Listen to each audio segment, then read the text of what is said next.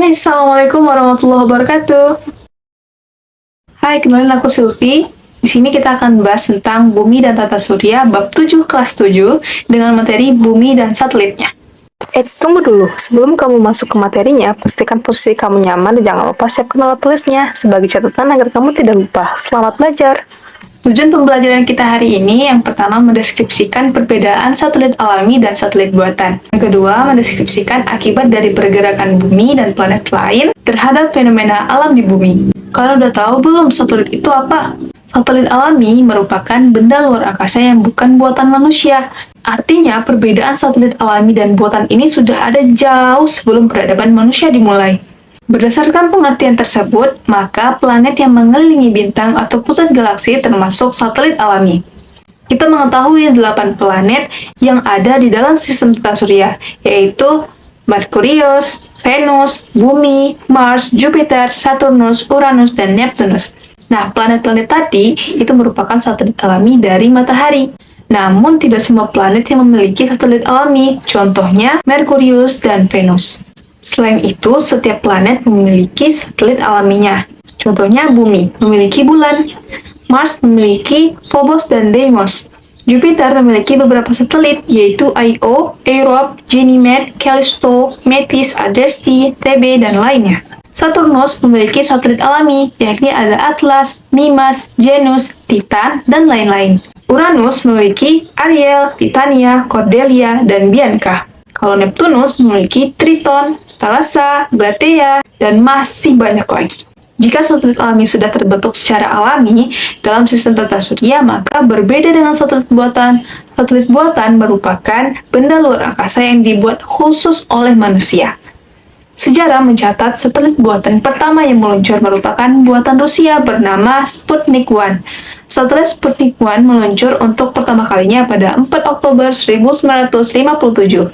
Nah, kita sudah tahu apa sih perbedaan satelit alami dan juga satelit buatan. Apakah satelit itu cuman hanya berada di luar angkasa? Apa fungsinya? Satelit alami memiliki fungsi sebagai penarik benda langit berukuran kecil di sekitarnya, sehingga tidak terjadi tabrakan di pusat orbit satelit.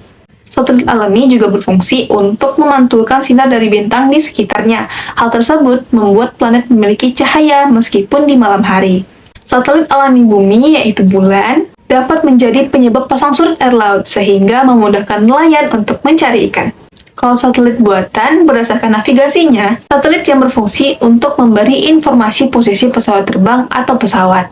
Berdasarkan meteorologinya, untuk memprediksi atau meramal cuaca di bumi. Berdasarkan komunikasi, memiliki fungsi untuk komunikasi. Contohnya, penerapannya ada di telepon dan juga di televisi. Dari segi penelitian, memiliki fungsi untuk memenuhi kebutuhan penelitian tata surya. Dari geodesi, untuk membantu pemetaan wilayah di bumi. Dari survei sumber daya alam, untuk memetakan persebaran seluruh sumber daya alam yang ada di bumi. Contohnya, seperti lokasi persebaran tambang, pertanian, hingga perikanan. Dari segi militer, untuk kebutuhan di bidang kemiliteran suatu negara. Rotasi dan revolusi bumi. Bagaimana cara kerjanya? Tiap hari kita mengalami siang dan malam. Ketika matahari terbit di timur dan terus naik hingga ke atas kepala kita, kita menyebut waktu tersebut sebagai pagi dan siang. Kemudian matahari mulai turun ke barat dan tenggelam, lalu digantikan dengan langit yang penuh bintang dan dihiasi bulan. Kita menyebut waktu tersebut sebagai sore dan malam. Tapi apa sih yang menyebabkan siang dan malam? Tidak lain dan tidak bukan pergerakan bumi, yang dalam hal ini dibagi menjadi dua jenis, yaitu rotasi bumi dan revolusi bumi. Rotasi bumi merupakan pergerakan bumi pada porosnya, artinya bumi selalu berputar sambil mengelilingi matahari. Pergerakan bumi mengelilingi matahari disebut sebagai revolusi bumi. Tapi kalau bumi berputar, kok kita nggak ngerasain apa-apa ya? Karena sejak kita lahir, bumi sudah berotasi, jadi kita sudah terbiasa akan hal itu. Sama halnya seperti kita naik mobil, kita tidak merasa bahwa isi mobil seperti jok mobil, radio, atau pengemudinya itu bergerak. Dari dalam mobil, justru kita melihat seakan-akan objek di luar lah yang bergerak. Nah, rotasi bumi itu mirip seperti ini. Cuman, bumi bergerak secara stabil. Apa bukti bahwa bumi itu berputar? Yap, siang dan malam. Revolusi bumi. Revolusi bumi ini merupakan pergerakan bumi mengelilingi matahari. Kalau rotasi bumi hanya memerlukan waktu 1 hari untuk 1 putaran. maka revolusi bumi memakan waktu hingga 365 hari untuk mencapai satu putaran mengelilingi matahari. Karena itu, kita mengenal 365 hari sebagai satu tahun. Karena kita menggenapkan angka tersebut, maka setiap 4 tahun kita memiliki tahun kabisat yang terdiri dari 366 hari dengan penambahan tanggal 29 Februari. Ayo, siapa yang lahir tanggal 29 Februari? Berarti kamu ulang tahunnya 4 tahun sekali. Ketika bumi berada jauh dari matahari, sebagian wilayah akan mengalami musim dingin karena durasi paparan cahaya matahari yang lebih pendek.